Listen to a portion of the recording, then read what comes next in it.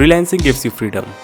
It's the biggest lie. In this world, you are free to do anything you want to do, only when no one is paying for it. Freedom भी free नहीं है आजकल, देख रहे हो? We hear a lot of positive buzz around freelancing, like it's the best thing in the world without any negative points. बहुत सारे लोग ये तारीफें सुन के, ये great inspiring stories सुन के freelance में enter करना चाहते हैं. But hear me out. Freelancing शुरू करने से पहले कुछ चीजें हैं जो आपको पता होनी चाहिए, वरना बाद में मुझसे मत बोलना यार बताया नहीं तूने. Freelancing is the best thing. Remotely काम कर लो, अपनी मर्जी का टाइमिंग, अपनी मर्जी का काम. जब काम करना है तब काम करो, जब नहीं करना तब मत करो. It gives you so much freedom.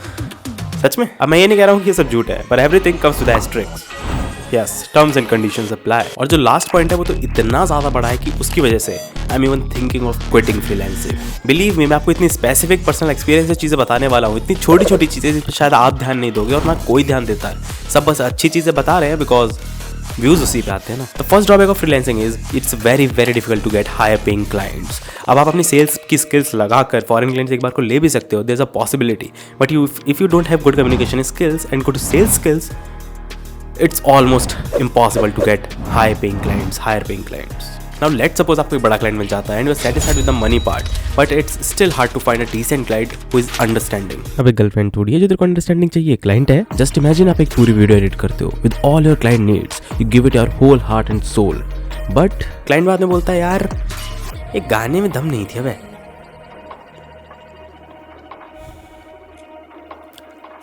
Video editors know the pen.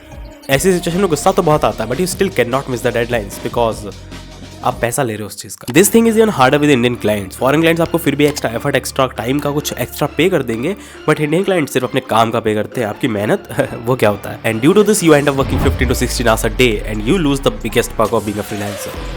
That is time. As a freelancer, it's our biggest flex to have the time and location of our choice. Without that, we'll rather work on a 9 to 5 job, which can be even better in some ways. आगे बात करते हैं. अब इस चीज के बारे में थोड़ी सी बात मैंने अपनी वीडियो में भी करी थी and here's the clip from that video. मैंने फ्रीलांसिंग इसलिए चूज करी थी because it sounded better than a 9 to 5 and yup it wasn't a 9 to 5, it was 24/7 actually. शुरू में तो मजा आ रहा था, मैं अपने मन से चीजें खरीद सकता था, ट्रिप्स मार सकता था, बट दिमाग तब खराब होना चालू हुआ जब ट्रिप्स पे क्लाइंट ने डिस्टर्ब करना शुरू कर दिया.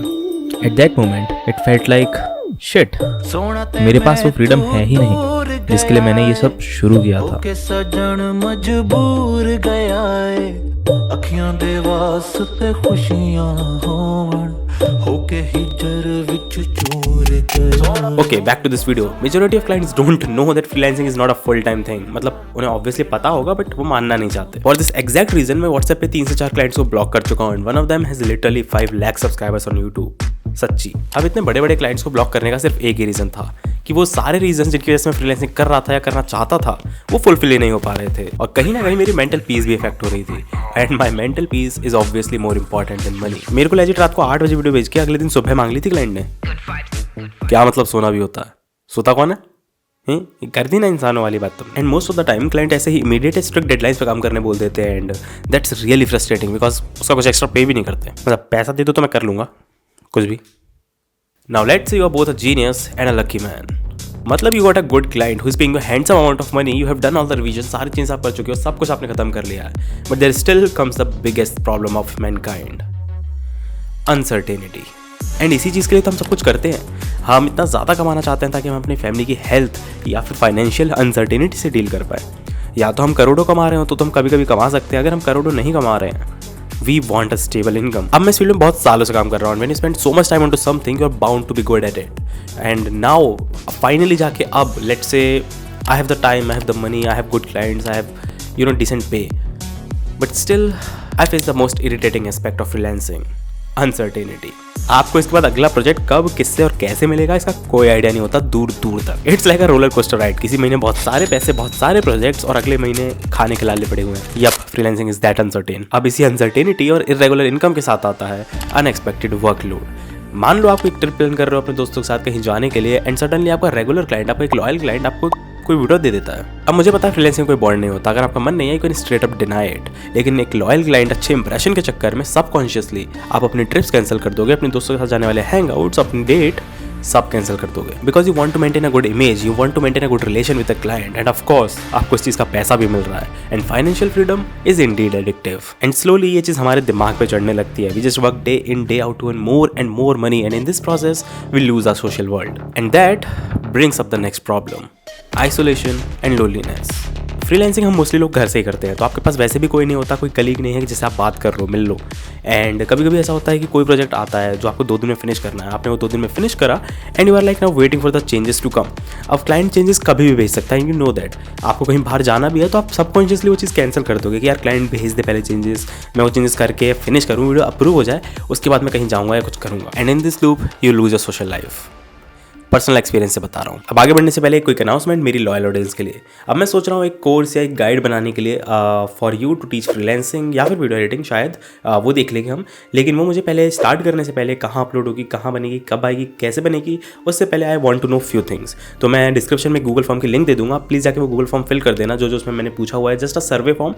वो सर्वे आप फिल कर देना एंड आई नो कि कुछ लोग हैं जिनको चाहिए, then I think of making it and how to make it. चलो अब वीडियो में कंटिन्यू करते हैं। अब फ्रीलांसिंग की एक पॉजिटिव पार्ट ये है कि जैसे जैसे आप एक्सपीरियंस हो जाते हो, आप ज़्यादा चार्ज कर सकते हो, you can get good at your skills and you can charge more from clients. लेकिन क्लाइंट्स आपको और पे करेंगे या नहीं, that is totally on them.